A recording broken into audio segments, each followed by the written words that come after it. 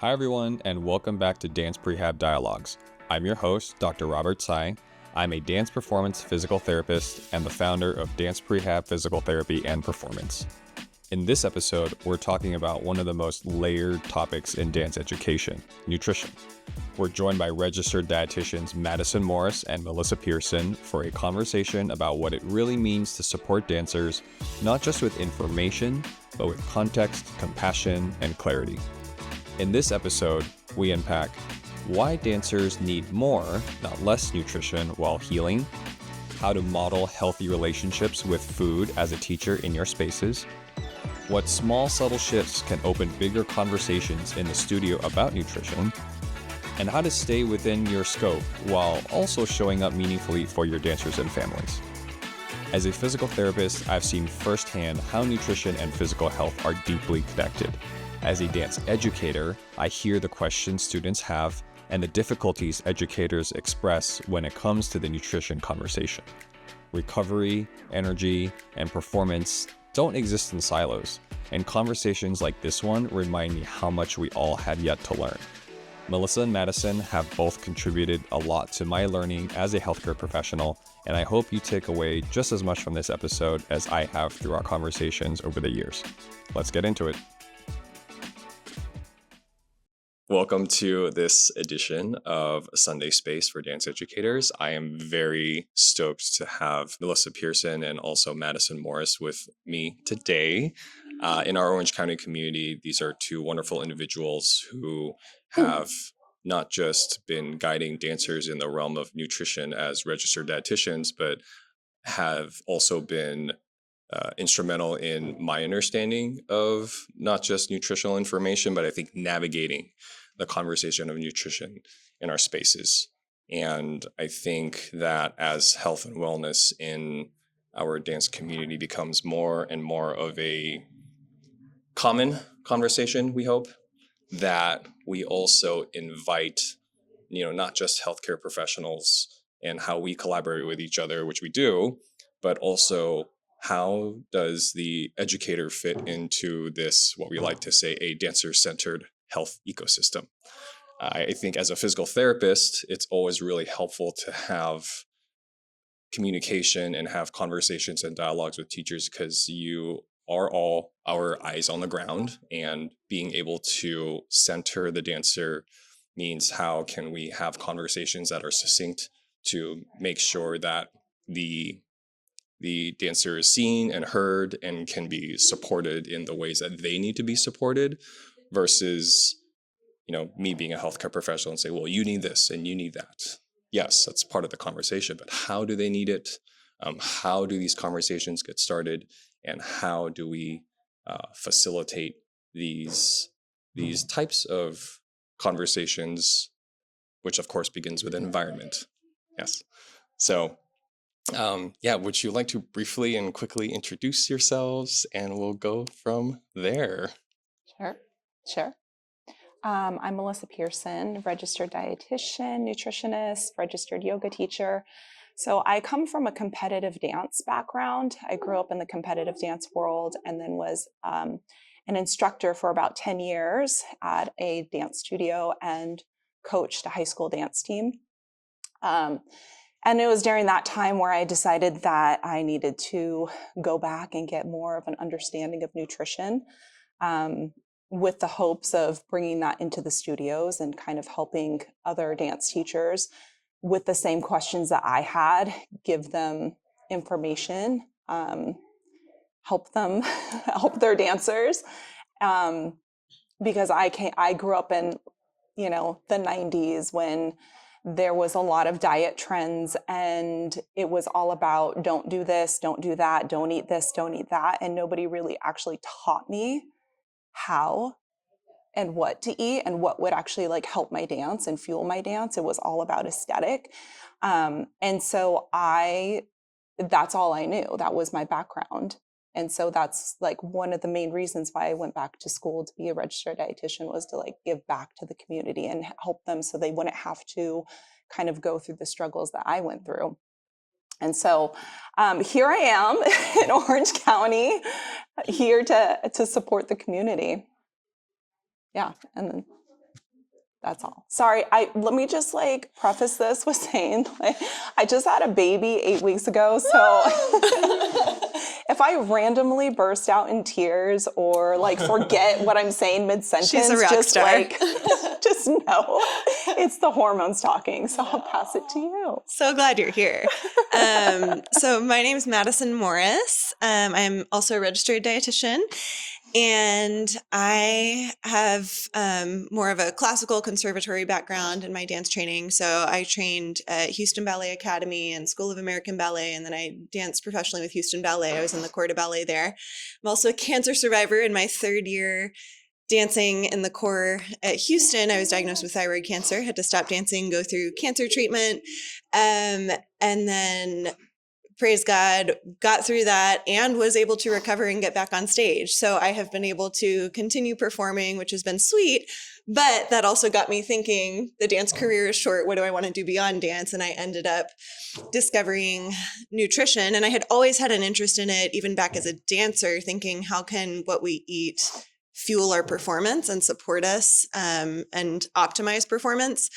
And then going through cancer also felt how nutrition can be such a valuable part of the healing journey. So I think I saw it in both facets and from both angles and was really just drawn to it. And so, now I'm a registered dietitian. I've also been a dance educator for over a decade, so very familiar with this space and some of the challenges and struggles and realities. And just excited to be here and get to have this convo. Yes, thank you, thank you. And I think you too, not only have you sort of ventured into these, medical professions and health-related professions, but I think maintaining a presence in the educational community and having awareness of how education has changed and how these conversations need to change is, I think, a really big plus for, anyone that works with the two of you, right? I speak from my own standpoint of, yes, I'm a physical therapist, but it's really important for me to continue staying engaged in the educational space. I do enjoy teaching, one, but two, I think it just gives me a very honest insight into the types of conversations that happen with my students, that happen with the families that I work with, and with a lot of the teachers I work with, which is, what's spawned all of this. Yeah. And I think it's that when we talk about this idea of, there's a lot of talk about like, what is dance specific, right? And in my realm, in terms of physical movement and healing, most of the time, dance specific kind of sometimes ends at movement, or perhaps just understanding like a technique or a type of dance. And I think what I'd like to even dig deeper into is that there's dance, but then there's also the experience of dance. And the experience of dance, meaning all of the different types of dynamics, social energies, little unspoken things that sometimes pop up now and then. And how can we name those things, and how can we bring those things to the surface? And so it becomes a normal conversation to have, right? So I will start off with this from my own experience as far as where the nutritional health conversation comes in as a physical therapist is, there's the conditions, of course. Generally speaking, anytime there's a stress fracture or a bone stress fracture or anything that has related to do with growth and maturation, there's always going to be a huge nutritional component that needs to be entered into the space. Some things I often hear are, parents might come in and their concerns with physical therapy and healing with certain injuries might be like, is my dancer too heavy? Should they be losing weight? Is this contributing to their injury? And so, that's an example of something I run into as a physical therapist. Some other conversations are also, oh, they're injured right now, and so we're trying not to eat as much, or they think that because they're not exercising as much, they are, essentially like not burning off the fat, right? Just to use some language that we often hear of. So I guess my thought is this: as educators, what are some of the conversations that you felt like you were running into previously before you made the switch into the the healthcare profession, and in your space now, with your experience now going back, what are some things that have changed about the way that you enter into conversation or bring up these topics with your students, if you're noticing certain flags, if I Yeah. will, if I may? Do you want to start? So I'd have to say, just culturally within the dance world, one of the first things that comes to mind is specific to when a dancer is injured, for instance. When a dancer is injured, there is a lot of pressure to maintain your peak performance aesthetic, your peak performance form. And I strongly disagree with that at this point. If I could wave my magic wand and change one thing, it would be like, let dancers recover, give them space to recover and heal. And the body is designed to fluctuate. And that's actually a beautiful thing. And it's something that we kind of curse or look down on.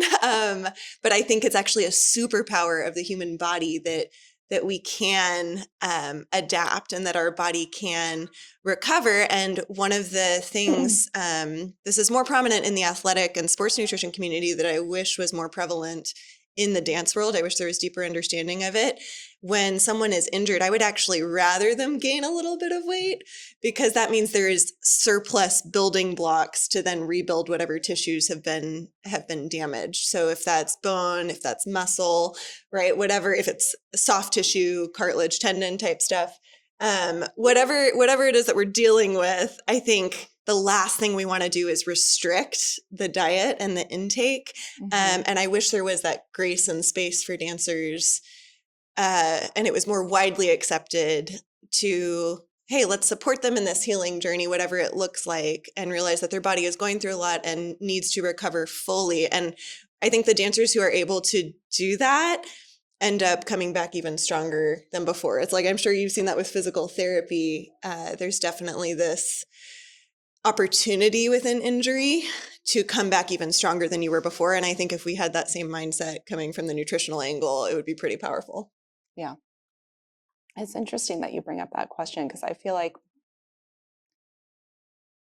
I had it when I first started teaching. It was like everything that was passed down to me. It was like, this is always how it's been.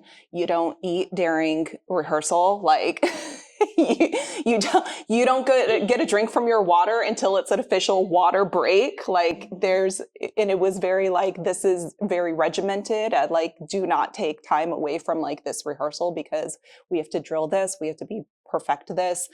And then I was going through school my last like couple years of coaching, and my mindset completely changed. And I was like, this is actually kind of toxic to like very, very rigid and harsh to be like, you can't eat during practice and you can't like listen to your body if you need fuel or you need hydration. And so that kind of changed for me, where I was like encouraging the dancers, like, make sure you eat breakfast before you come in. Like we have a long day, make sure that you have something, and then giving them space if they needed to, if we're going across the floor and it's not their turn yet, or if we're practicing groups, you can snack on a few things at the side if you need to fuel your body and listen to your body. And so I think that when we talk about changing the culture, that's part of the conversation, because it's kind of, we're so progressive in dance in so many ways, but then there's like other areas where we're just like still kind of stuck back in like the 70s of the way that this is always how it's been. And I think that there's also this, maybe not consciously, but subconsciously, of like, well, I did that. Like, this is how I never took a water break, or we never ate during class, and we were, we once stayed, or we did this, or I was fine. But we're in a different time, and the more we learn, when we know better, we do better. And And so I think that that is something to kind of reevaluate of like, what is the environment in your rehearsal space? Like, is there a mini fridge for them to put their lunch? Or are you allowing for breaks for them to hydrate and to fuel? And so that's kind of like how I progressed during my teaching experience, and actually giving them a designated like snack break. Mm-hmm. And it honestly helps. Yeah. And then as far as like, to go back to your like conversation where somebody's maybe concerned about their child's weight, we actually don't want them to lose weight while they're still growing, because that can put them at risk for injury. Mm-hmm. So that's not anything. That's not anything that a parent, I know that they might be concerned with that, but that shouldn't be anything that, and especially with the dancers that are dancing at their caliber, weight loss is not going to be helpful, especially with a stress fracture. Usually stress fractures are, from a nutritional standpoint, is under eating or restriction. And then, on the flip side of it, there is this other conversation of like, okay, but now I'm in college, or now I'm like trying to dance professionally. And there is kind of this expectation for a certain aesthetic. And what is that conversation going to be like as professionals? And where's the boundary and where's the line, as to what is healthful body composition and what is not? Yeah, so that's like kind of like a deeper conversation to have. But any weight loss that happens, if it is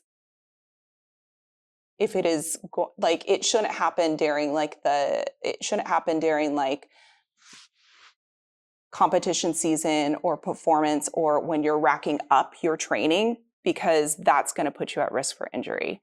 And then if you are in that realm of college, professional, and that is something, because that's just where we're at in the dance world, you really need to talk to a registered dietitian. But anybody who's adolescent, still growing, high school, anything younger, they should not be any type of weight loss, or like be concerned about their body size, even though that's also I hard. fully agree with that. And I've seen that as an educator too, where like a student will come up to me, or other students will come up to me on behalf of another student and express like, hey, this teacher said I need to lose weight. Or so I think there's ways back to like, as dance educators, what can we do? Or what influence do we have? And that is actually a really powerful thing, is like,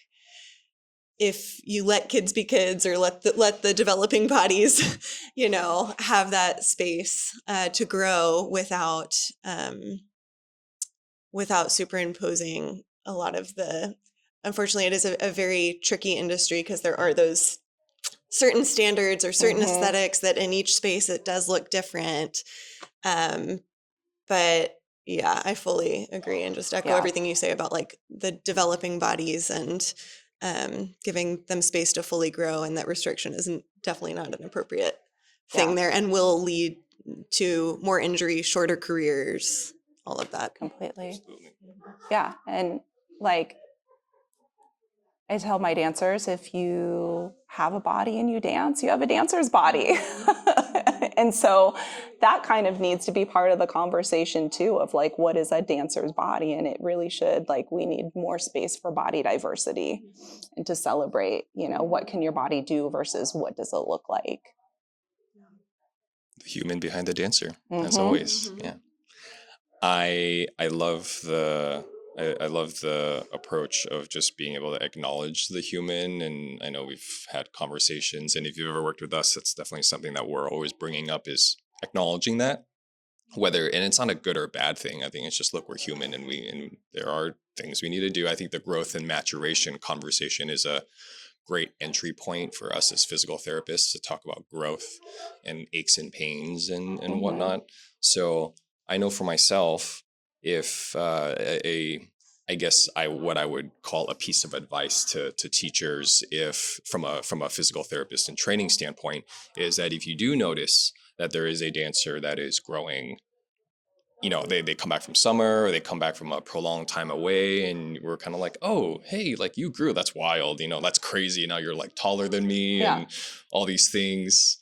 There are some dancers that are taller than me, which is also crazy. But I will always tell teachers, when you see something like that, when even for yourself, if you notice that a dancer has shot up in height, or there are certain body changes, and you recognize things, even you're not a medical professional, but you can recognize when a dancer has changed, and as a teacher you can see them when their movement has changed too. So I always encourage teachers to think about, if you've had a dancer that has grown a lot, it's not necessarily, you don't have to go to them and be like, well, you just grew a lot, you might get injured, watch out, not in a sort of scolding kind of a way. But I think it's helpful to, if you do have a dancer that has grown a lot, a topic of conversation, or at least an entry point in the physical realm for me, is always about, hey, I know you've grown a lot. There are some things that are changing. Your bones are growing faster. Your muscles might feel a little tighter. So if you're feeling certain types of changes, it's okay. And that's a natural process. If you're feeling any aches or pains, let me know, and then we can figure out what needs to happen. So in the physical realm, what are some things that you think teachers can perhaps say without feeling like they have to stand on, like walk on eggshells, to help promote that kind of thought process, where they're not necessarily thinking like, oh my God, I'm going to be injured and I'm going to have pain, but they're just being able to acknowledge that there will be changes and that there is a little bit of uncertainty, but that the teacher is there to support them. How do we do this in the nutritional context? Welcome to my brain. I know there's no good answer, but this is where we go.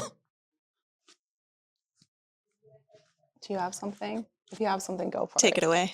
No. I think hang on. See, this my brain is like going a million miles, but my mouth is like not caught up to it. Yeah. I'm down 5 different rabbit trails. I know. Love, okay, repeat it one more time. Repeat it one more time. So what are some things that, I guess we're speaking in the context of growth and maturation, right? You've noticed that your dancer has changed. You noticed that they've grown a lot after coming back after being away for some time. Maybe you noticed that they're a little uncoordinated, and this is more physical, right? A little bit more uncoordinated because their body is reintegrating balance, and they're reintegrating strength, and they're getting to know their new bodies on a month-by-month basis. Basically. What are some things that we can say as dance teachers, or perhaps, kind of slide into the conversations where the dancer can not necessarily think about nutrition or health as like being scared of like what might happen, oh my God, you might have growth related injuries, right? But what are some ways that dance teachers can enter the conversation or make that conversation about nutrition palpable for a dancer who is probably going through a growth spurt or puberty or adolescence? I think for women especially, I think that having a period is normal and is good and is healthy. In some spaces that it's very normal to not have a period, which is wild to me, because that actually is something that is supposed to happen. Estrogen helps with bone growth. And so if we're not having a period and we don't have enough hormones to make strong bones, we're like at risk of, again, fractures. We're at risk of osteoporosis later in life. And most of the time in the dance world, if you're not having a period, it's because we're not fueling our body properly, right? Or we're not eating enough, we're at an energy deficient. And so that is kind of a conversation to have if somebody hasn't had their period and they're 17 years old, or if they're like had their period and then all of a sudden haven't had their period. And that would be a conversation of like, hey, like, you know, and it doesn't even have to be like going deep. You can just be like, you know, did you have something to eat before you came into practice today? Or that would be something to, hey, I really want you to speak to this dietitian. But it doesn't have to be. I think that we had this conversation earlier. I don't think that everything has to be on the dance instructor. Yes, I fully agree. You don't, like, it's not your responsibility to take on everything, right? Your responsibility is to teach the dancer, to choreograph, to do technique and everything. What we're talking about is just giving you more understanding of the nutritional space, and you take it for what it is. If all you can do, if you're just like, I don't feel comfortable with this at all, then we have like handouts for you, and you just hand it to your dancer and you say, I really want you to see a dietitian, right? So that can be like all you do. I know that when I was a coach, I had called before I was a dietitian, I'd called a registered dietitian to kind of guide. I'm like, I'm really worried about this dancer. I don't know what to do. I don't know how to approach this. And she kind of like guided me through that. Getting parents, right? If you have a nutritional concern, you can talk to the parents and just be like, hey, this is what I'm noticing. I don't know what you're noticing at home, but I'm concerned and I just wanted to kind of bring you in the loop. And that's something too. But otherwise, you know, we're here to help. There's registered dietitians in your areas that can help too. But it is normal for a body to change, especially as we're going through puberty. And we just kind of roll with it and figure it out and keep on moving. And, you know, if their appetite changes, that's okay. And the bottom line is we want them to be healthy and we want them to fuel their bodies. I don't know, anything else? No, I echo all of that. There were a handful of words that came to mind as I was kind of through our conversations and then preparing for this conversation. And the first one was scope, because in healthcare, we have something really beautiful called a scope of practice. And I find it really helpful because I think as a dancer or a dance educator, you sometimes feel this responsibility to do all the things and do all of them well. And I think in medicine, we have this example of I'm a dietitian, you're a physical therapist, right? I can refer to other people. And one of my favorite words is redirect. Like, let me just redirect. And I think as a dance educator, you are a master at the art of redirection. And so I think there's opportunity for that if you know your scope and you know, like, I always feel like, okay, where do I end and where does the next person pick up right? Like, where's the baton pass here? And that might look different for every student. That might look different for every space. But I think that's something to just consider as an educator is like, what is my role here? And where does it end as well? So that then you can know to pass the baton to someone else who that is their thing and they can more practically fit in and help. I also think that the beautiful part of that is it gives you permission to take a step back from things that you don't feel like you're an expert on. So it can hopefully like relieve the weight. So I think it's not about like putting more on your plate. It's about realizing the resources, the team, the network that's out there, all of the various professionals that might be able to serve and support your community and your dancers, and that burden does not all have to fall on your shoulders. So you do not have to be a nutrition expert. You do not have to be a physical therapist, right? There are people in those roles who can step in and support you and your dancers in your roles. So fully agree with that, and just wanted to second that. One thing that came to mind with specifically developmental like changes that are natural and should be normal. I think relationship with change is an interesting thing, because I think there's this tendency to feel like as a dancer, you're not allowed to change, or you have to stay. And so I think modeling a good relationship with change, and how change is something that can be faced and embraced and celebrated, could be really beautiful and powerful too. So if you are, seeing bodily changes, there's obviously things on the physical side where you're like, yeah, that does affect your center of gravity. That does affect weight distribution. That does affect, your positions and things like that. But I think with nutrition, the only simple practical thing would be like, hey, when you grow, your body then requires more fuel, right? Like you have more muscle tissue, you have more bone tissue. So it is kind of going back to some of those just simple reminders of like, did you eat? Or, did you eat breakfast? Breakfast is a huge one. Did you, we're in a culture that loves to just drink coffee instead of having a meal. Like coffee is not fuel. I feel like that's something that's a general conversation that can be touched on. Like let's have some calories. Those are good. Yeah. As we, cheers. Yes. Cheers. Yeah.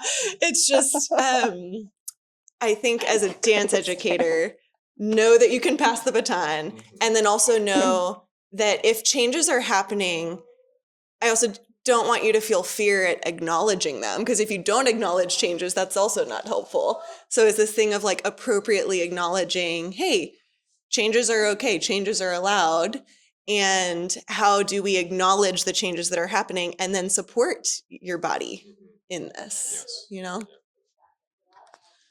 thank you for mentioning that, because I think, even kind of little side pivot here, but we talk about this idea of like resilience and, what does resilience actually mean? And I think in our dance culture, in our once again, the culture and the social energies, we think of resilience as like, I can do anything. I can just go, and I am proud to be able to like push through all the things. Hustle culture. Right?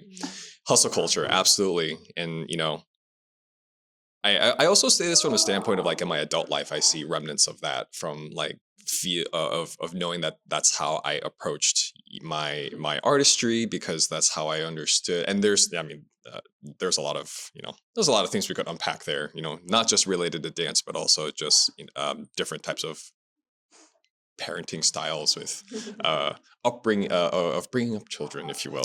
But with that said, I think this idea of resilience is, we understand it now less about being able to push through things, and it's more about mental flexibility, and it's more about the ability to adapt to change. Yep. But in order to adapt to change, we first need to acknowledge that there's change needed, and then of course acknowledge our abilities to change. So my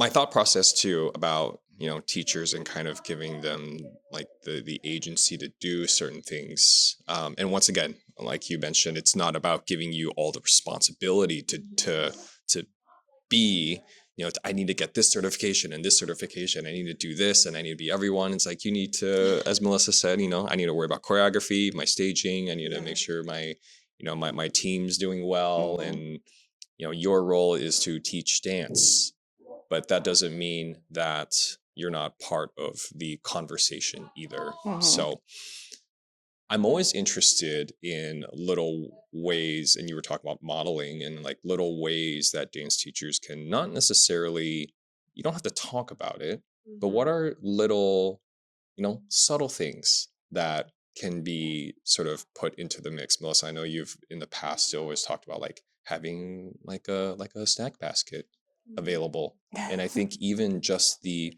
visual presence of that, and the act of you doing that as a teacher subconsciously informs those in your space about, like, you give them permission to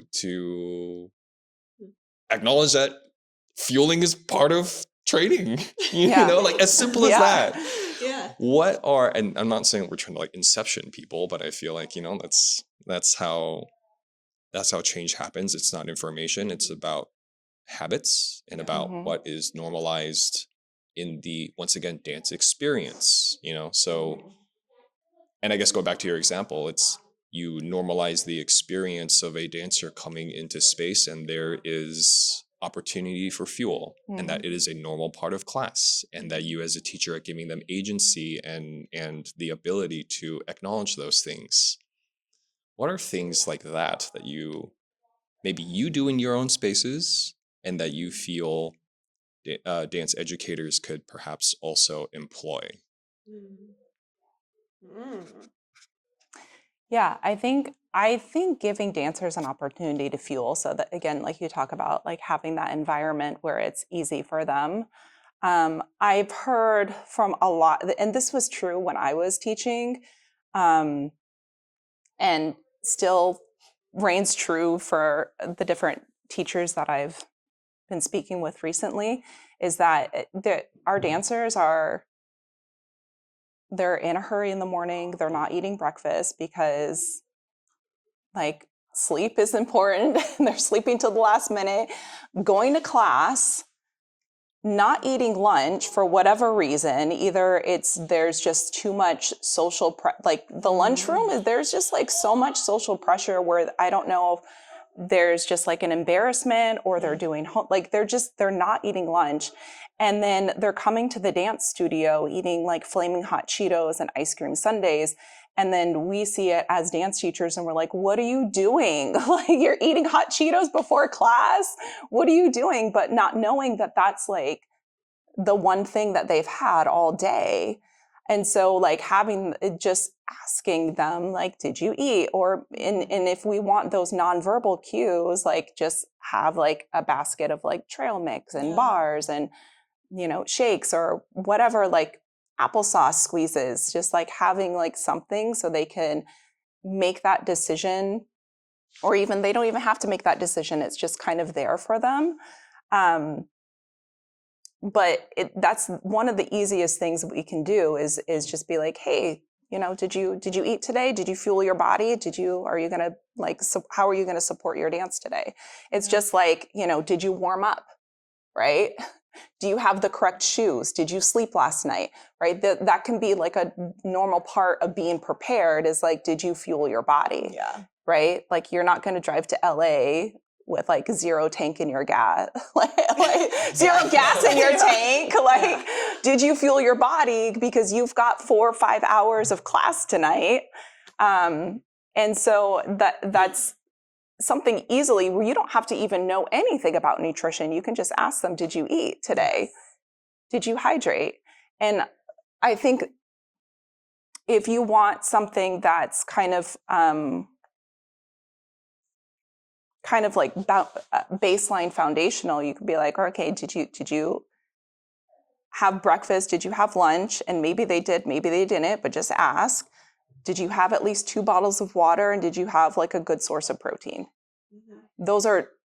You don't have to know anything about nutrition to ask those questions. Mm-hmm. And maybe they do, maybe they don't, but like that's opening up the conversation for them to think about it and to be like, oh, this is part of being prepared for dance, right? It's just like having the proper attire, having the right shoes, like I'm coming to dance.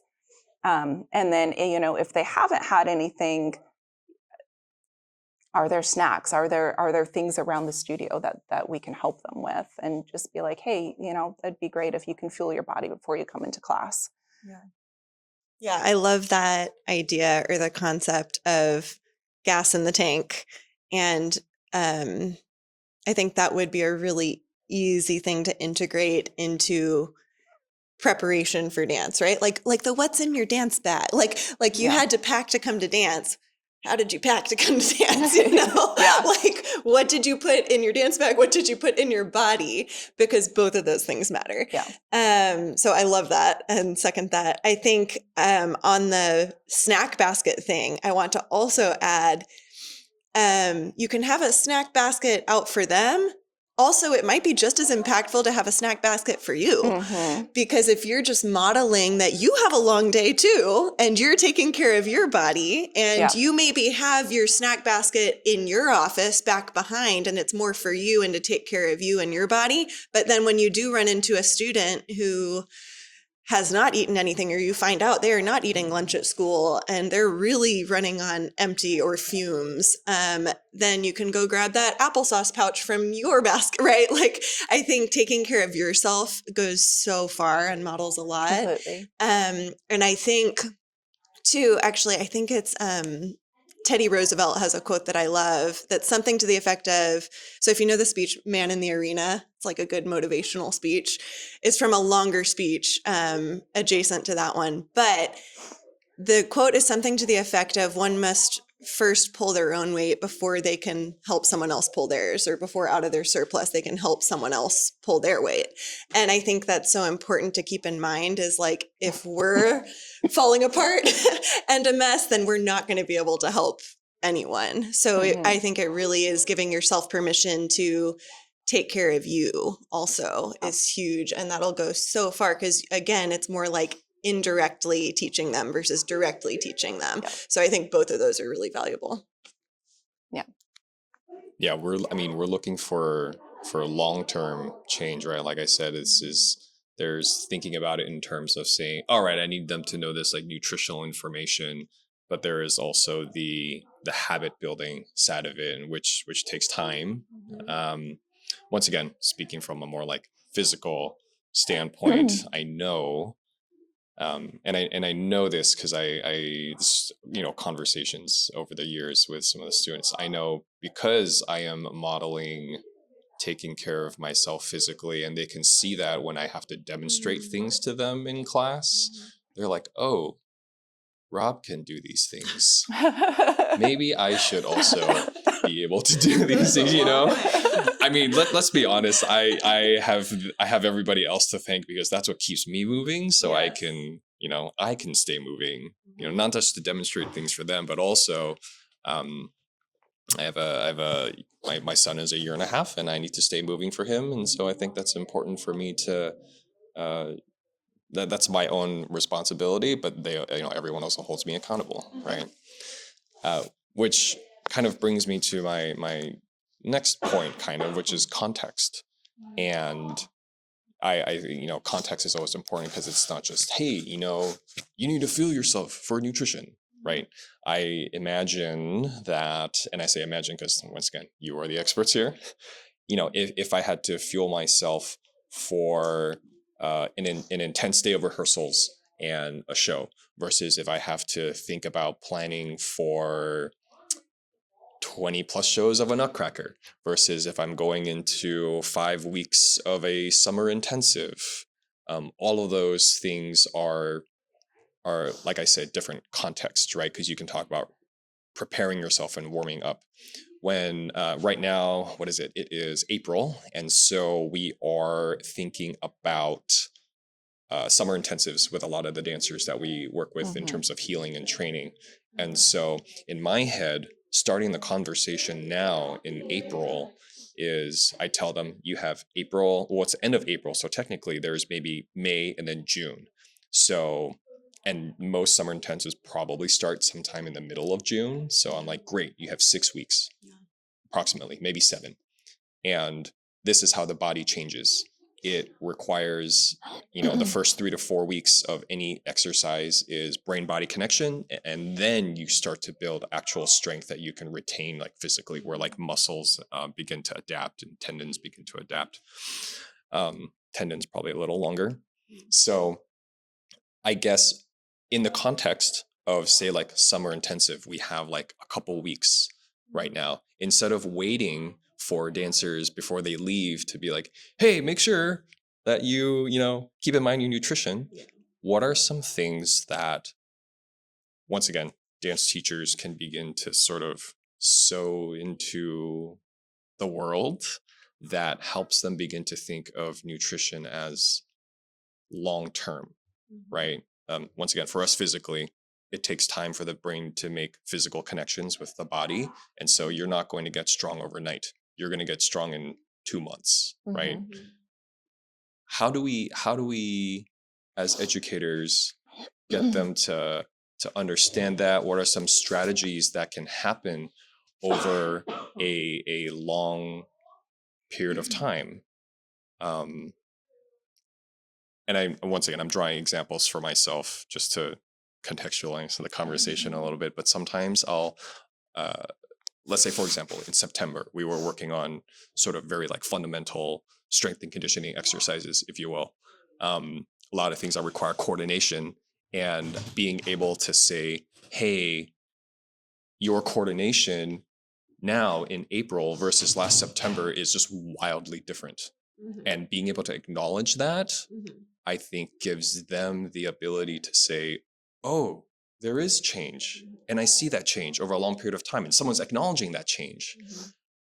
Is there anything that can happen in that way in terms of how to make the nutrition conversation palpable in like a long-term sense for teachers who are, working with dancers over the course of a year? Well, a lot of the changes that you'll see with nutrition are going to be like your energy, right? Like, do you feel stronger? Do you have energy for the entire, right, 4 or 5 hour stretch that you're going? Nutrition is going to, it's going to be different how you feel if you eat pixie sticks before. That's like the thing right now, right? If you have pixie sticks before you have like a 4 hour intensive versus if you have like, some oatmeal with some like walnuts, your energy is gonna like peak and crash with the pixie sticks, but you're gonna have like that long sustaining energy. So that's like the most instantaneous, like you can see that change depending on what they eat before they dance. And that is something, again, like, hey, did you eat before class today? And maybe even reflecting on that, of like, how do they feel afterwards? I think that is like one of the most powerful questions we can ask dancers is like, how do you feel? Because they are so used to us telling them how they should look, they're like, how did I do? How did I do? We're like, well, how do you feel? Like, how did that dance feel for you? Yeah. They might not even know how to describe, like they might need to learn how they feel because they're so disconnected from it. Because they're so used to us telling them how they look, how they feel, what they should feel. And that power, like that question alone, like, how do you feel, can give them what's called interoceptive awareness, to where they're understanding what's happening in their bodies and being like, oh, I feel nervous, or I feel excited, or I feel hungry, or I feel like that is something that would just open up a huge conversation, and understanding like their bodies.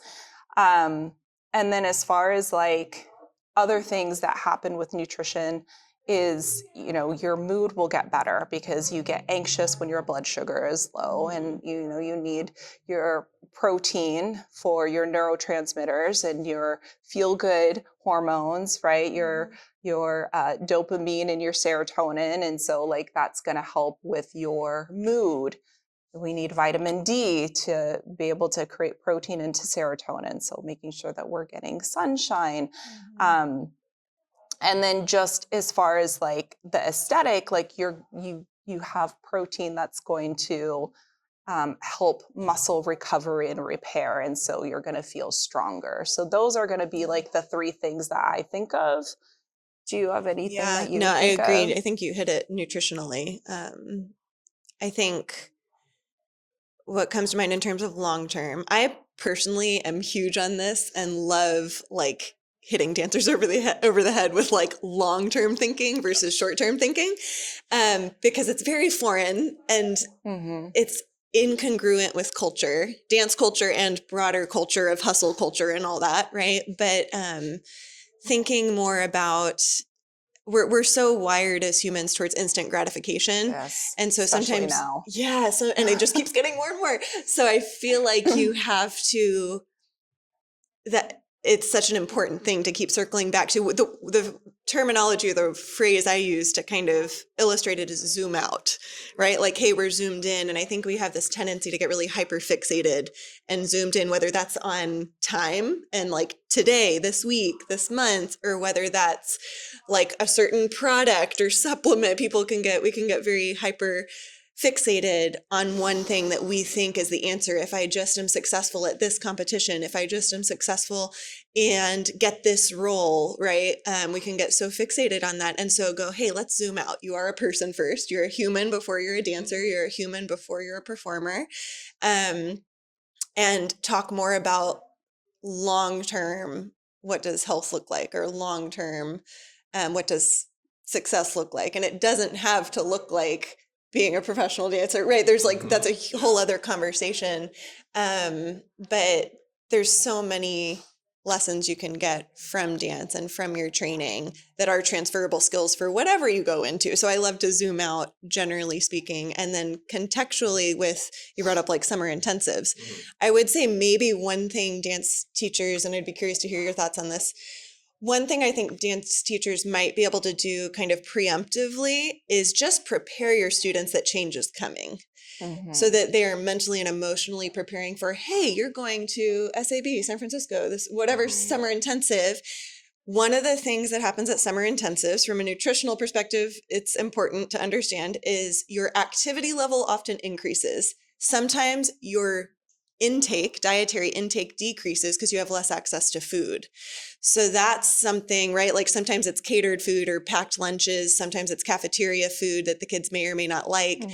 So I think that is a thing that you can kind of preemptively prepare them like, hey, when you go to this intensive, you're going to be dancing even more, which means you need to pack your dance bag. You need to be thinking about because my activity is increasing, my nutritional needs are also going to increase a bit. And so I need to really prioritize that. Some families I feel like are really good and proactive about that, where when they bring their child to the summer intensive, they then make a Target run, a Costco run, and they get some applesauces. They like stash the dorm or the room with some snacks. And I think that's great because honestly, you don't know until you're in your first week of classes what the meals are going to look like and if it's enough. So that could be a super simple thing, is just to kind of preemptively mentally and emotionally prepare them that like, you're about to do a lot more dancing and that's great. And we're excited about that.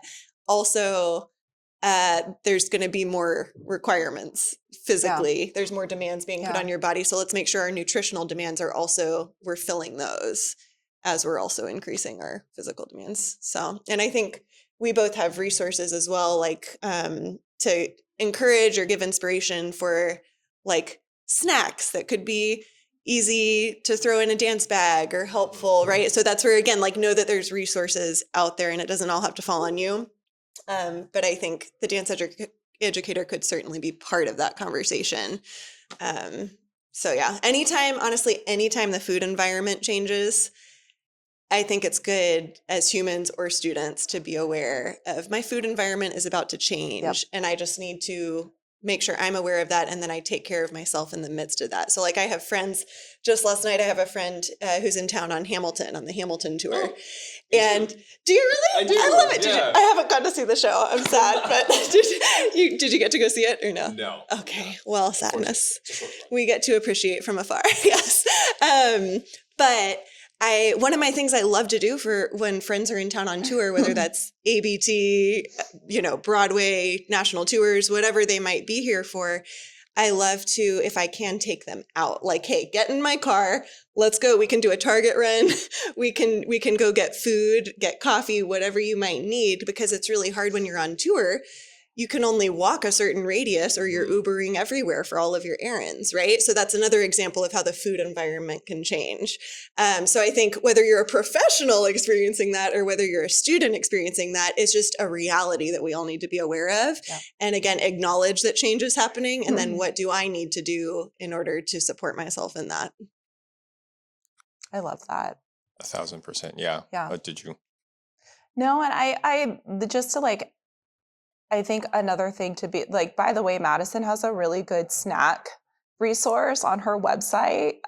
So you can utilize that, and we'll give you our resources like how to contact us afterwards. But I think so packing snacks that you can pack in your bag, or going on runs, or having somebody go on a run, or having a wonderful human take you. But also just having those kind of like go-to restaurants that you know, like that you're like, oh, I can always go to Panera Bread and get this sandwich, or I can always go to Chick-fil-A and get like this salad, and or I can always go. So having kind of those like fast food, or like those chain restaurants, and like your go-to orders for that you know are going to feel, I can go to Subway and get a sandwich, or like knowing kind of those things, because they're always going to be at the airports. They're always going to be like, you know, on like, if you're driving to nationals in Vegas and you live in California, you know, there's always going to be those restaurants right on the road. So having those go-tos in your mind of like, what are my go-to orders? That's really quick. And then seeing where you're at, whether it's like competition or whether it's like on tour or at your intensive, seeing what's around your radius and seeing if any of your go-tos are there. So then you know, and this is like one of the kind of like something that helps dancers be comfortable is like, if you know that you can eat at this restaurant and it feels good in your body and you can dance after you eat it, like that is so comforting to know. Because when the food environment changes and you're not really sure, and you're like a nervous dancer and you have a nervous tummy, you're not really sure how your body is going to react. And then, you know, when you are like nervous, let's like say for a performance or nationals or whatever, digestion does get harder. And so having those go-to foods that you know, like my body can handle this, I can dance on this, like I feel safe. It's almost kind of like your ritual. Like you like, this is the warm up I do before I get on stage, and I already broken my shoes, right? Like your pliers. Find your pliers. Yeah, yes. Exactly. Find your place. Exactly. So I think that would be like another thing to build off of everything that you had said. Go-tos. Yeah. I love that. Yeah. It takes, and I think the important part is that it takes time, right? Because everybody's different. Every body is different in all senses of that. From my end, it's always about like, you know, one exercise might work, you know, a way for someone to feel and activate their hamstrings might be different from another person. It's the same muscle, but our entry points are always a little different. Yeah. Going back to the whole like long-term idea, and you know, about this idea of like creating habits and like what works for you, I would say this is not a dance example. This is a maybe I'm very slightly specific about things I feel like I need, but when I was taking my physical therapy board exam, it's a 5-hour test. And we get two, if I remember correctly, I think it was 2 15-minute breaks and then 1 half-hour break that we could take. And so part of my preparation was figuring out what I needed to eat in those 30 minutes. And I had to account for, so for example, I had to account for, all right, so if I, you know, they want to make sure you're the person taking the test, that you're not cheating. And so they're going to do like a identity check when you come out. And they're going to do an identity check when you go back in. So that's probably, you know, 5 minutes lost. So instead of half an hour, now I have 20 minutes. Great. What can I eat in 20 minutes? That's going to give me enough fuel. But also, you might need to go to the bathroom. Yes, exactly. So you're like 15 minutes now. Yes. Yeah. So it took a lot of experimentation for me. And there was one time where I said, all right, I'm just going to have some pastries. And, you know, I don't want to get too hungry, right? Or I don't want to get too full. So I was like, oh, I'll do some pastries. All right. And then I was taking practice tests. And I basically realized if I had pastries, it was too little. And so when I got towards the end of my practice tests, I was more concerned with having to finish the test rather than actually doing quality work. And then I tried like a different thing. I think I had like a Subway sandwich, and I got too full. And so then towards the end of my 5-hour practice test, I started getting food coma. And then I just wanted to finish the test, and I couldn't focus as well. And then with some tweaking, I eventually found that for whatever reason, it was like one of those, it was a Starbucks like turkey wrap with like a mini fruit plate. And that just was Perfect combo. that was it. It's like Goldilocks and the Three Bears. Yes. Too hot, too cold, just right. Yeah. And so I think that, and once again, it's not a dance example, but I think it's a food example. Yeah. And I think that's where it takes a little bit of experimentation. It takes a little bit of like trial and error, which is totally okay. If you find things that don't work for you, then how do I pivot? How do I change? How do I acknowledge that this is working or this is not working? And make the necessary shifts that need to be made, and find the people that can help me make the necessary shifts. One thing, can I borrow this? Yes. Celebrate the journey instead of the destination. Because I think like if you understand, hey, this is going to be a journey, it's a little easier to go about it. If you think you're trying to hit this one very narrow point, then we're activating the perfectionism and all of the mental gymnastics, right? Versus like, no, let's celebrate the journey. We're heading in this general direction. We know we're going to improve our fueling. We don't know exactly what that destination looks like yet. We don't know if it looks like a Subway sandwich or the turkey wrap or whatever, right? But like we're taking steps on a journey. So I think that's also a healthy thing to encourage too, is just like, we know we all want to improve in this area. And again, modeling it yourself is great too. Yes. Yeah. And I think what your example is like exactly how like dancers should think about it. You didn't wait until the day of the test of the exam to like figure out, right? To figure out what to eat. Like you utilize that in your practice tests of like, okay, what is going to work? So by the time you took your exam, you knew it was going to work. And that's the same thing with dancers. Like they shouldn't be experimenting with what to eat the week of performance.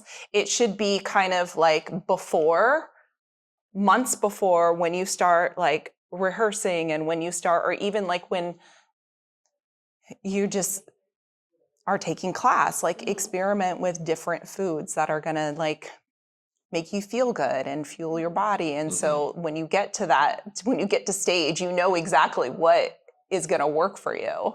Yeah.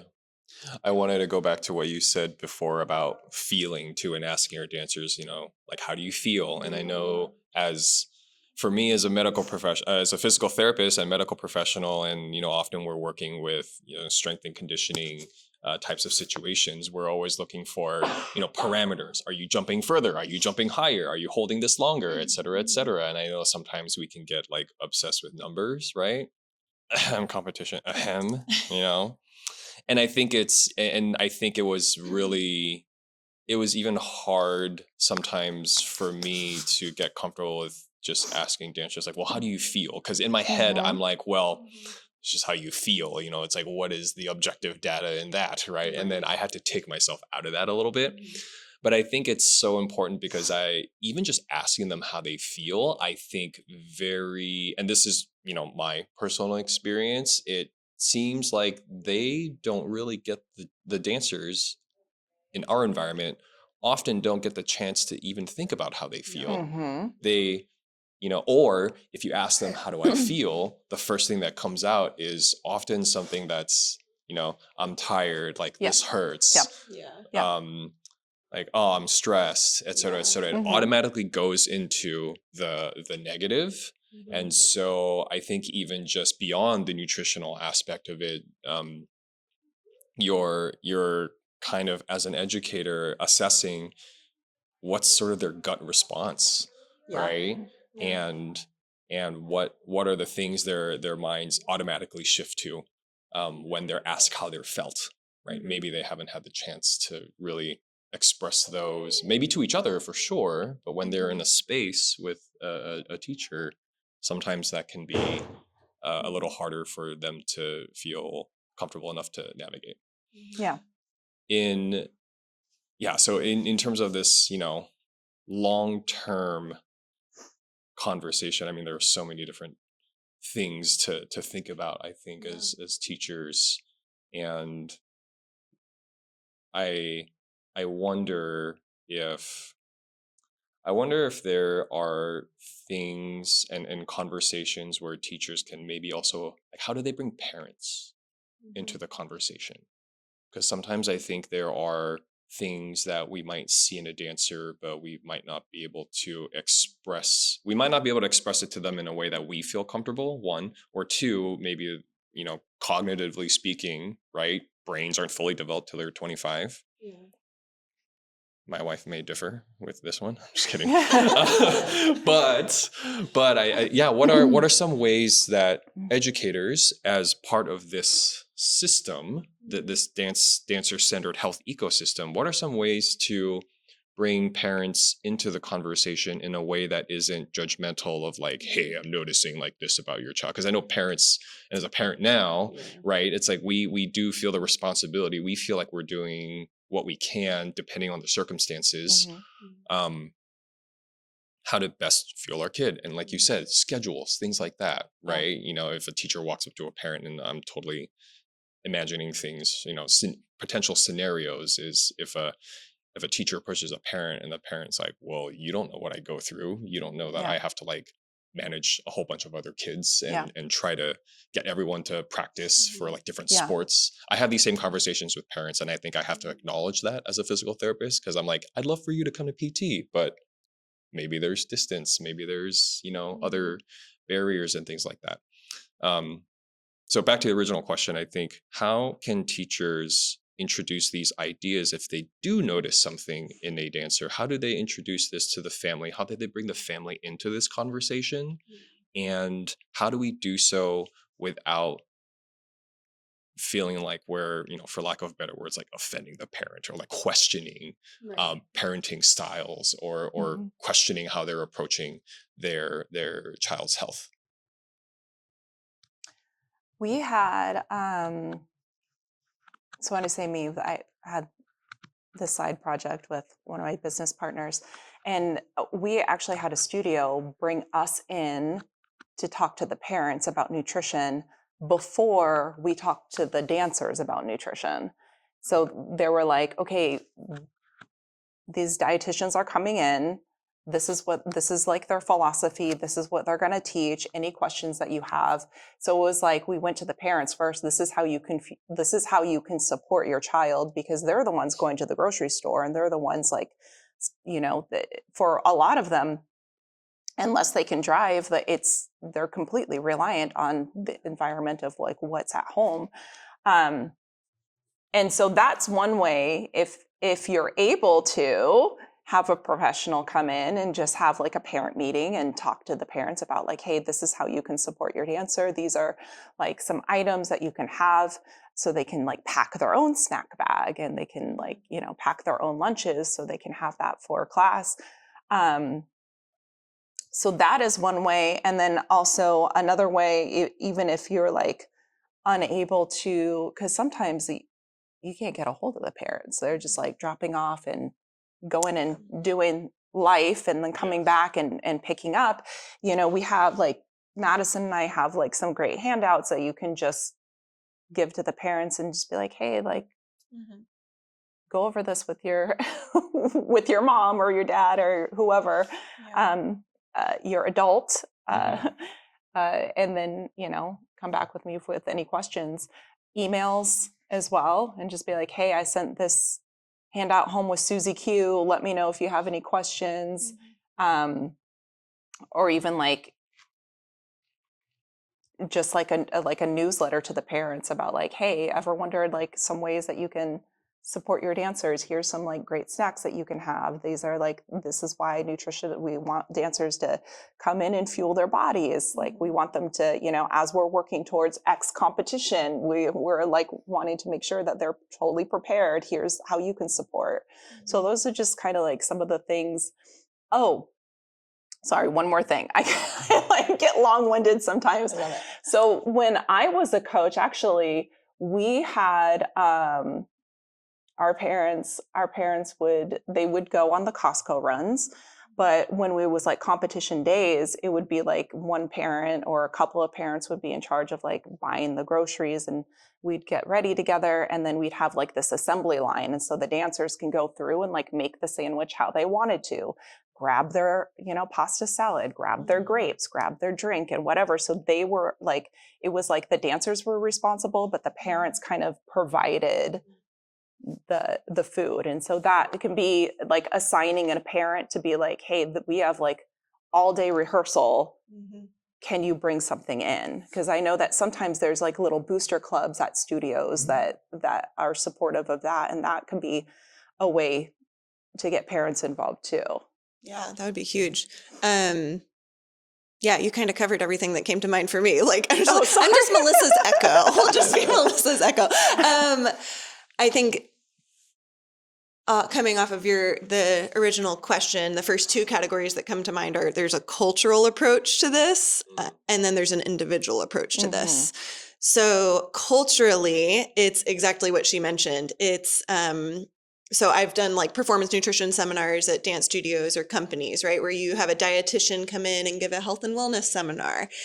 I find it's much more interesting and helpful if you are able to educate the parents, if we're talking about a student population, because the students, the dancers, don't have control over the food that ends up on their plate most of the time, right? So they're not the ones doing the grocery shopping or having the access to acquiring the foods, right? So I think it's really helpful when you're able to expand the education to include and welcome in the parents and the guardians and those who might be doing the grocery shopping.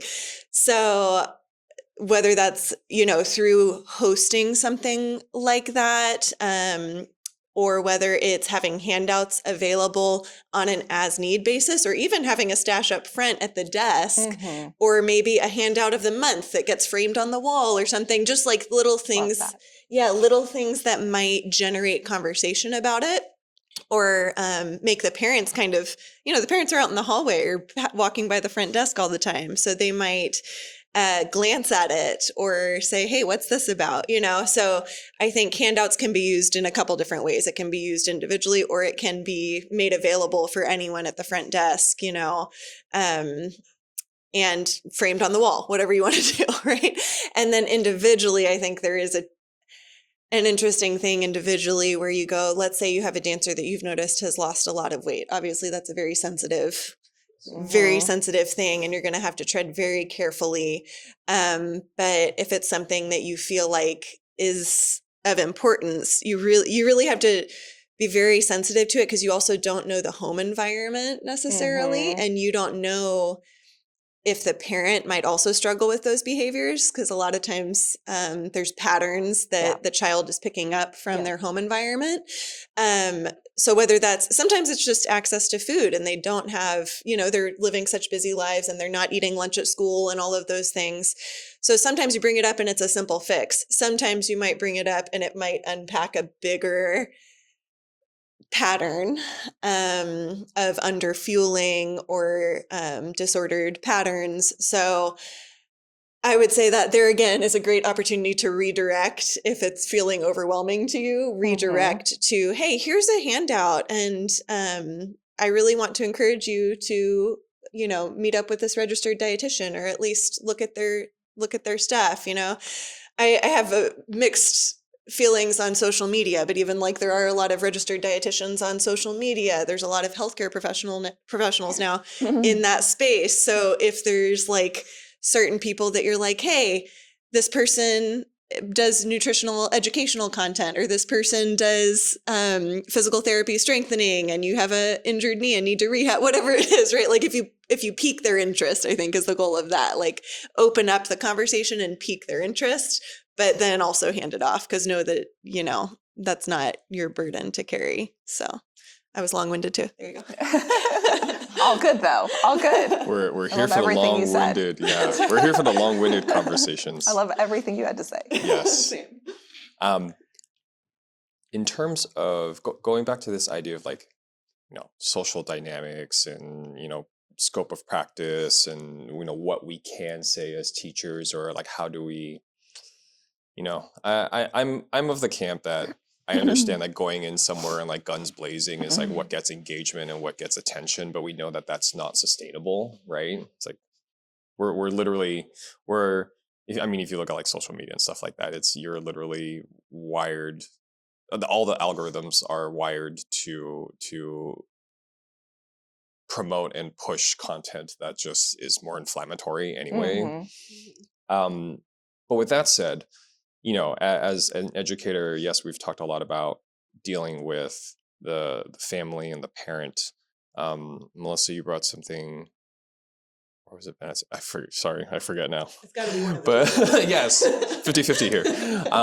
But Dancer comes up to you as a teacher and says that another teacher said this. What? I have no strategies here. So I have no examples to give whatsoever. Yeah. Well, in the physical sense, okay.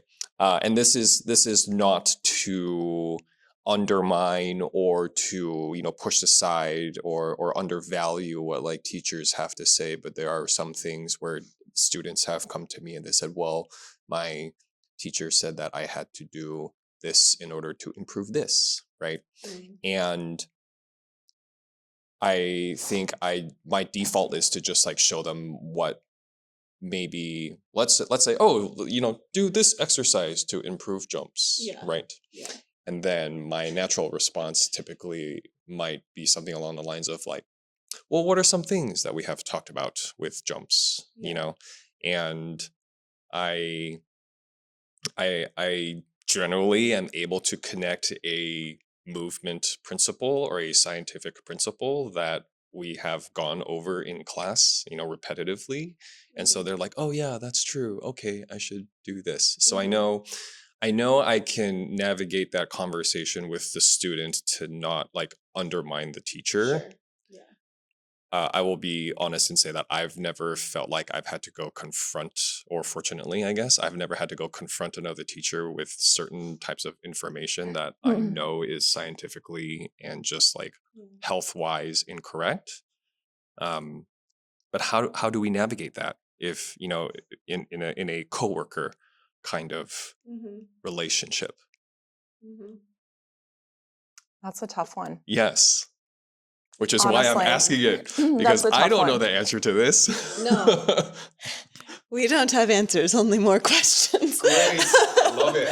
I think, okay, it's funny. The thing that comes to mind is like, if you look at the dance world in the last few decades, consider some of the practices we've had that have been either mainstream or industry secrets. Okay, so I'm thinking about like smoking cigarettes. Okay, so like that was in the ballet community a few decades back, that was the rule, not the exception.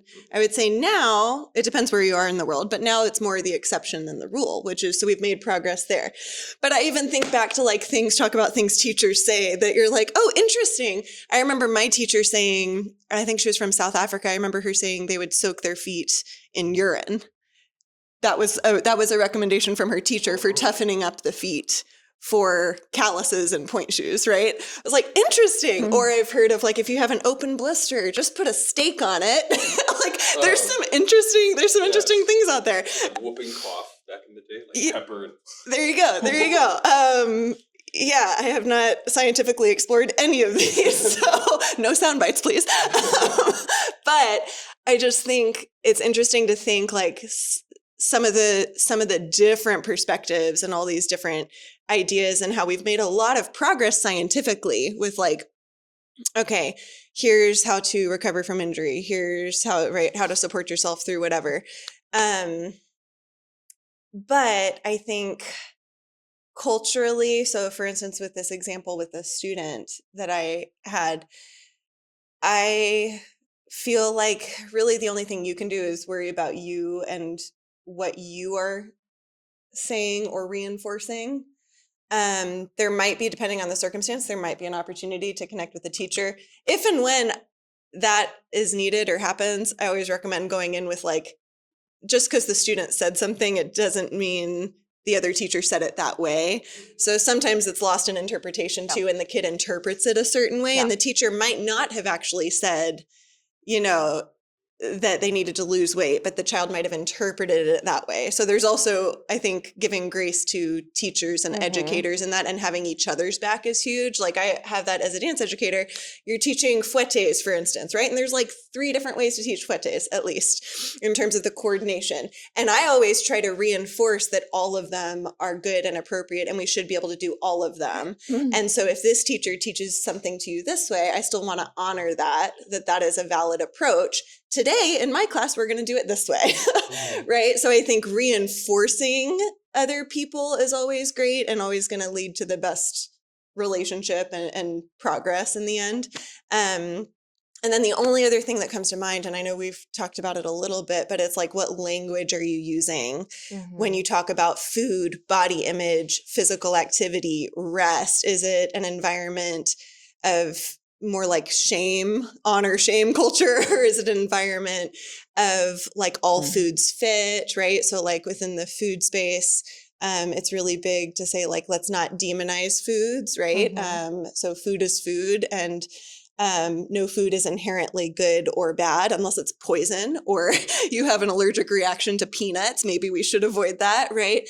But so some of it is creating an environment that is open, and we're not elevating, what's that called? Like the halo horn effect, where it's like something is all good or something is all bad. I think being able to maintain that openness in the middle ground is huge, whether you're talking about fouettes or food.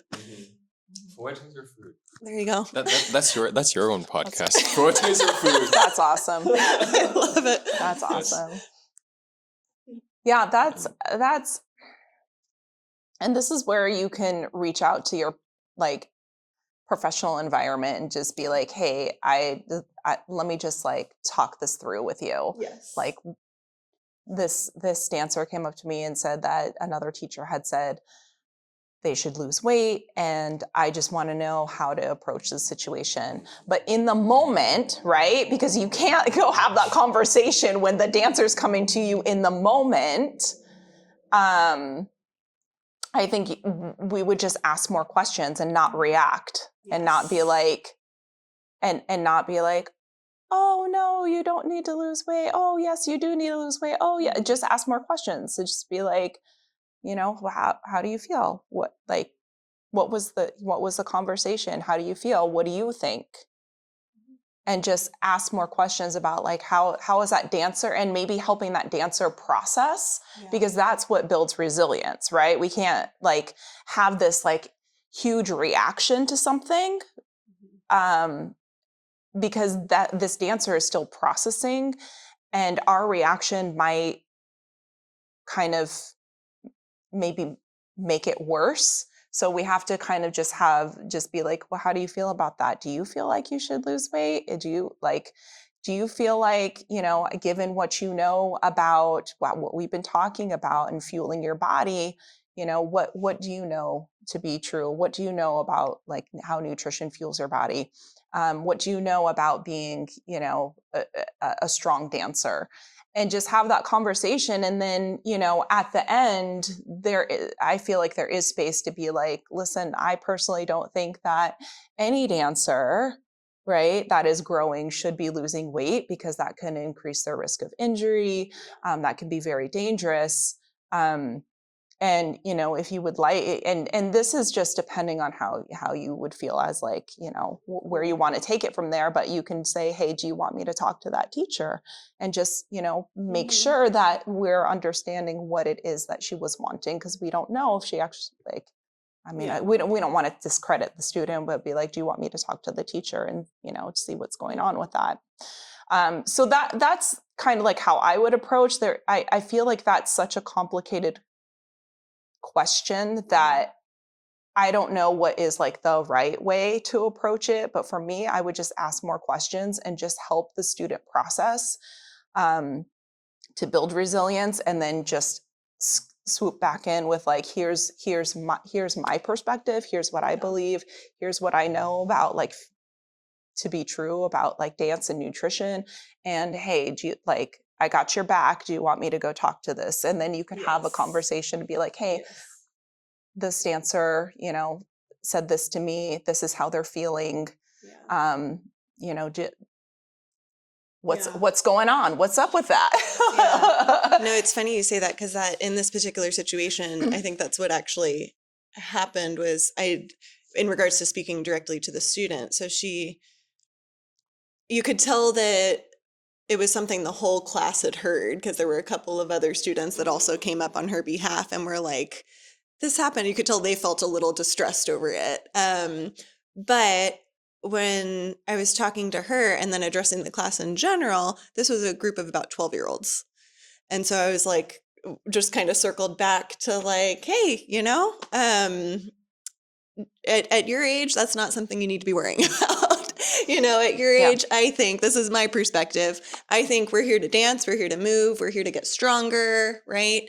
But just like reinforcing that that's not a priority. That's not a focus. Yeah, that's not going to necessarily make you a better dancer. Yes, and that like actually that would be unhealthy in your stage. That would not be something I would recommend. So I think that's huge to be able to present you don't have to present an opposing perspective, but present an additional perspective. An alternative. An alternative perspective is huge, right? Like what else can be true? Yes, what else, right? Versus them just thinking like blinders on, they said this, so this must be the truth. And then you're like, or it could be this, you know?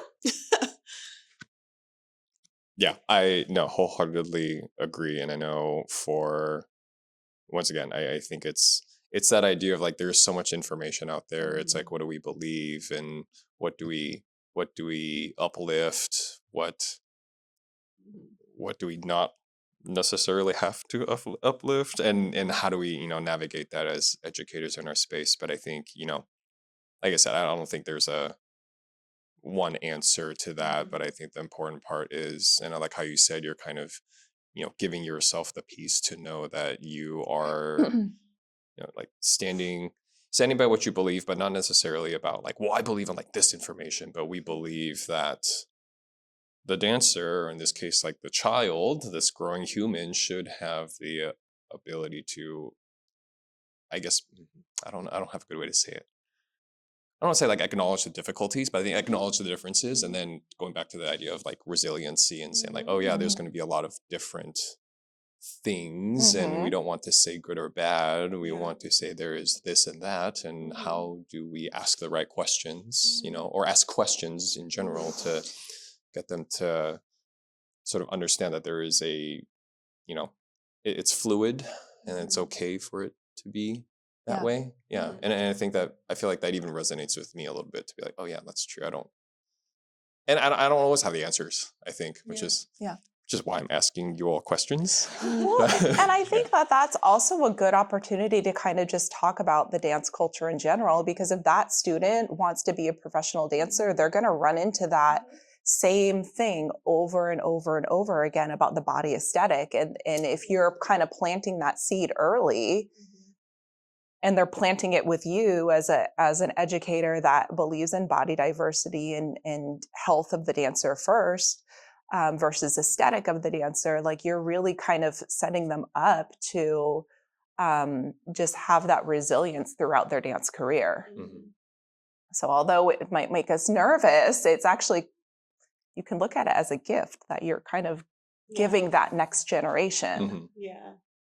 Long term. Yeah. Yes. I think we do have a question. So the question is, how do you navigate a potential situation where the parent approach and the openness to nutrition is vastly different from the student? So, and it can, I guess it wasn't specified in the question, but I guess it can go both ways. Like maybe it's something that the parent, let's start with the parent is on board with nutrition, but the dancer is not, and then we can flip the switch where like the dancer is on board with, well, I think it probably happens the latter, where the dancer is on board and wants to learn a little bit more, but the parent is overwhelmed. The parent's probably perhaps overwhelmed. So let's start with that.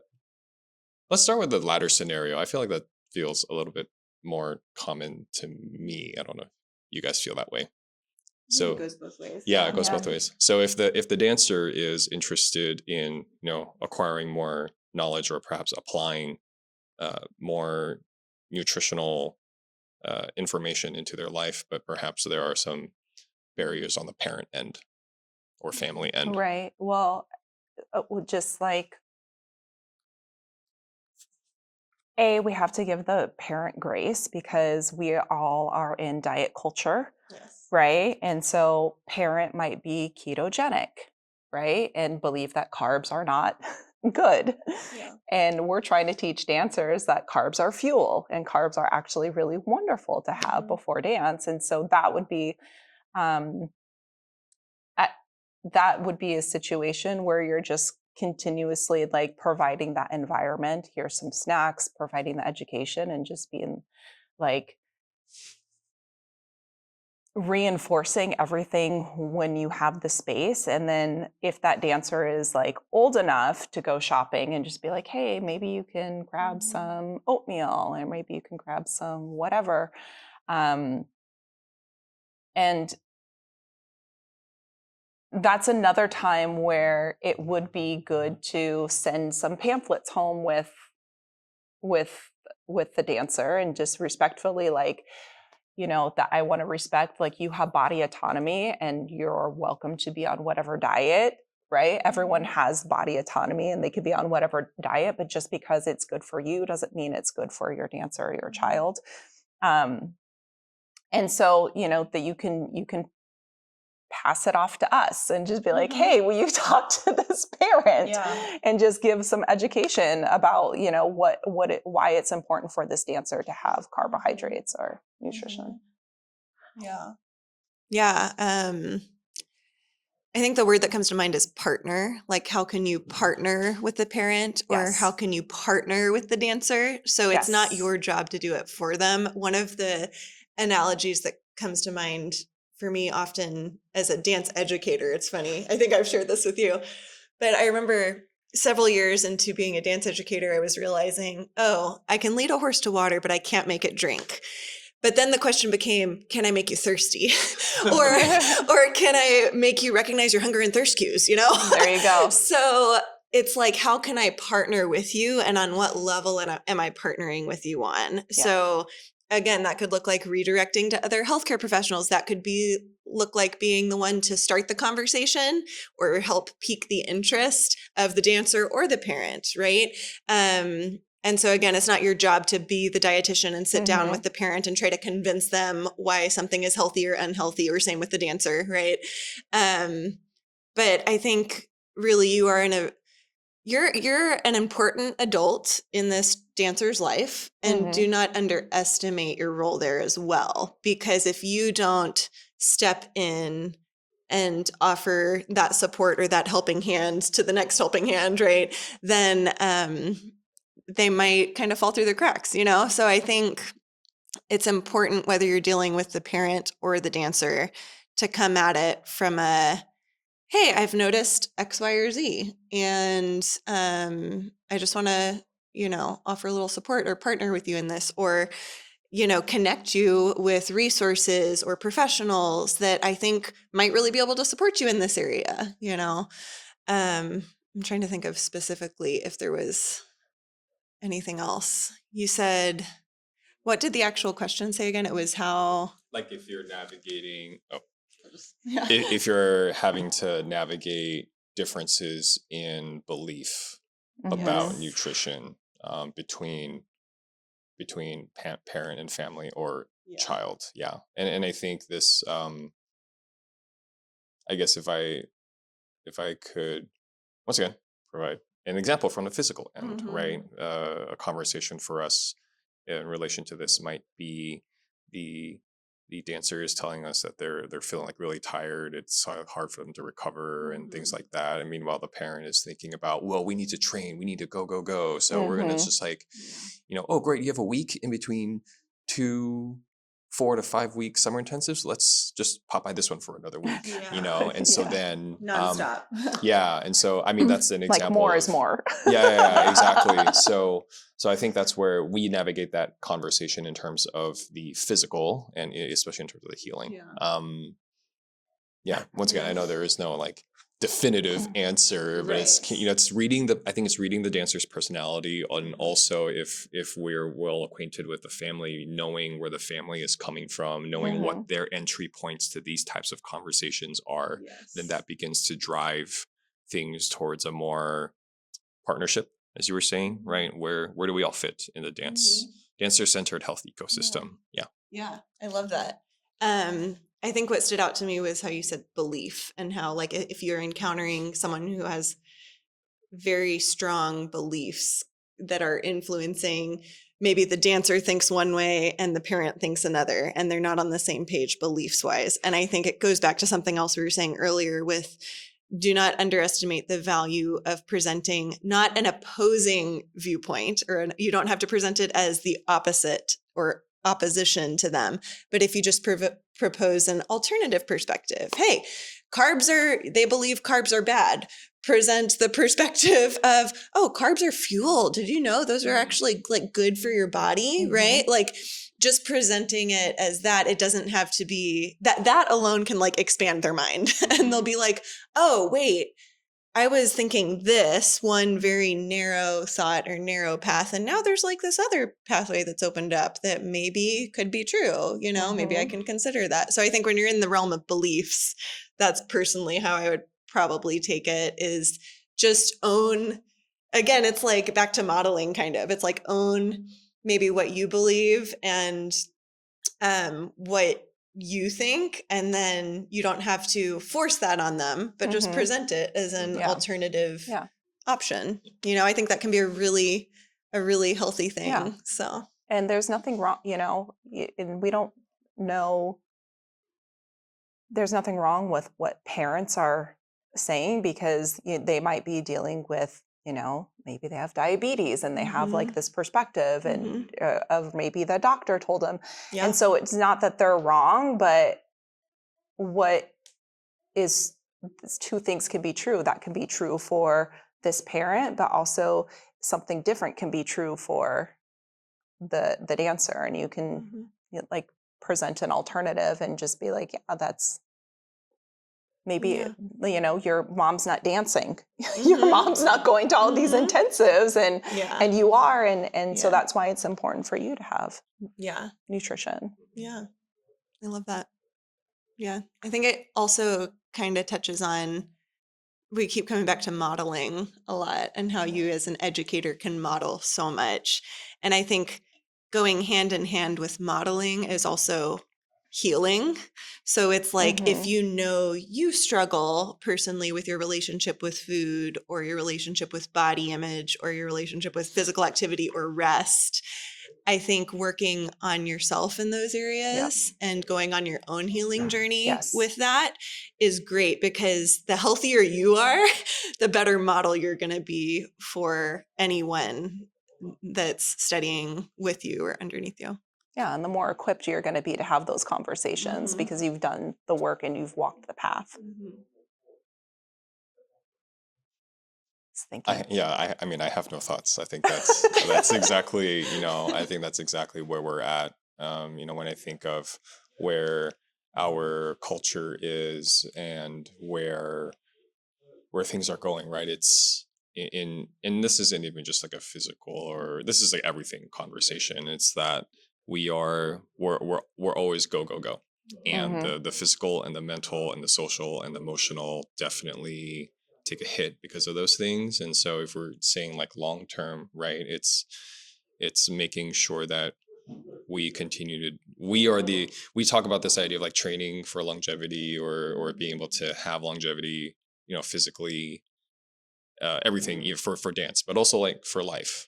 And so I think being able to enter the conversation, going back to this, the parent and the child, these like dynamics, sometimes being able to zoom out, as you were saying, is that, yes, you're a dance parent and this is a dancer and they also dance in a studio, but it's also looking at, this is my child who has chosen dance, and that there is a certain type of experience that maybe has us believe that we need to do certain things and behave a certain way and live a certain way in order for my child to be a dancer. But when all else falls away, like, what is it? When we talk growth and maturation, you're just talking about a changing human, and that's not to say that that's kind of it, but that's the bottom line. Yeah. So how, if we can't, I think if we can bring, for example, everybody into especially dealing with specifically the youth athlete, right? Mm-hmm. The youth artist athlete, is that at the end of the day, when everything else falls away, they're just a growing person going through normal human changes, going through, normal, keyword, normal. Totally normal. Normal human changes that may be at odds with what we've been culturally informed to believe is aesthetically pleasing or aesthetically right. And when all that falls away, who are we left with? And that is literally a child, right?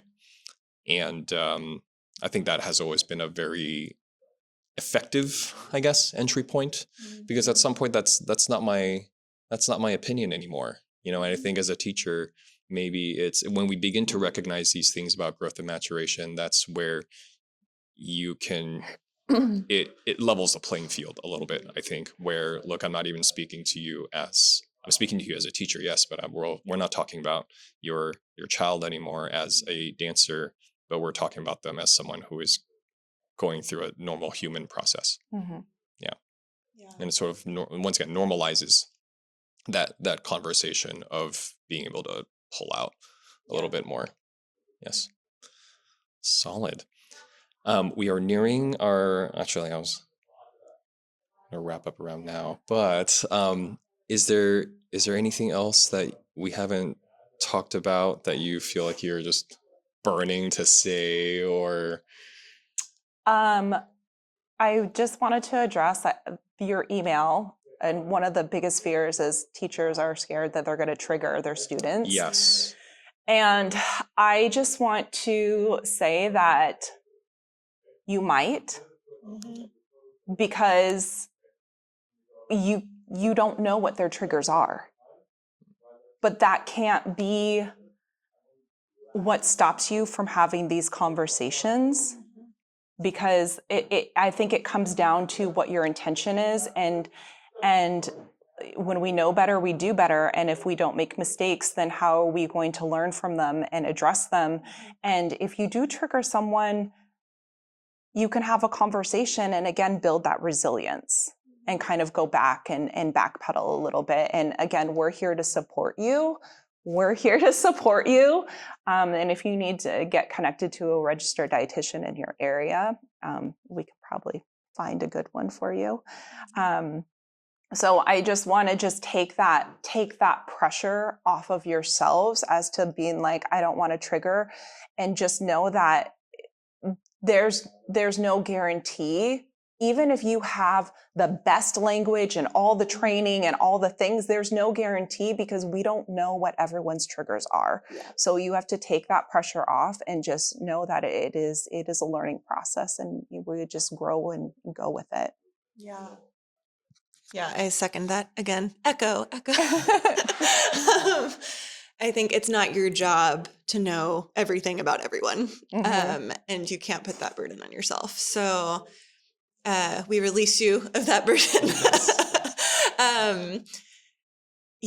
I think the only thought that came to mind just as you were kind of wrapping it up and sharing what you were sharing was the saying, "A stitch in time saves 9." I don't know if you all have heard that. Are you familiar with that? No, I like it though. It's this concept of like, if you address something now, it's going to be dealt with. And if you don't address it now, it's going to be a lot bigger problem later on. So it's just that concept of a stitch in time saves 9. Like if you take the time to address something while it's more of a smaller thing, then it won't blow up into a bigger thing, right? And again, you can't control that for everyone, and not everyone has the capacity, the willingness, the desire to address everything right now. But I think it's just an opportunity, kind of back to what we were saying about like injuries, even how injuries can be an opportunity to address imbalances in the body, right? And come back even stronger than you were before. I think anytime you do encounter a difficulty, whether it's relationally or physically, I think it's an opportunity for everyone to learn and grow and work through it. And Lord willing, build better habits for the long-term health of that individual. So yeah, stitch in time saves 9. Love it. I like it's kind of like the best time to plant a tree was 20 years ago. Yes. Yeah. And the next best time is now. Yes. Now. Good. Mhm. No, thank you both for this conversation. And I know, Melissa, we've had nutritional conversations before.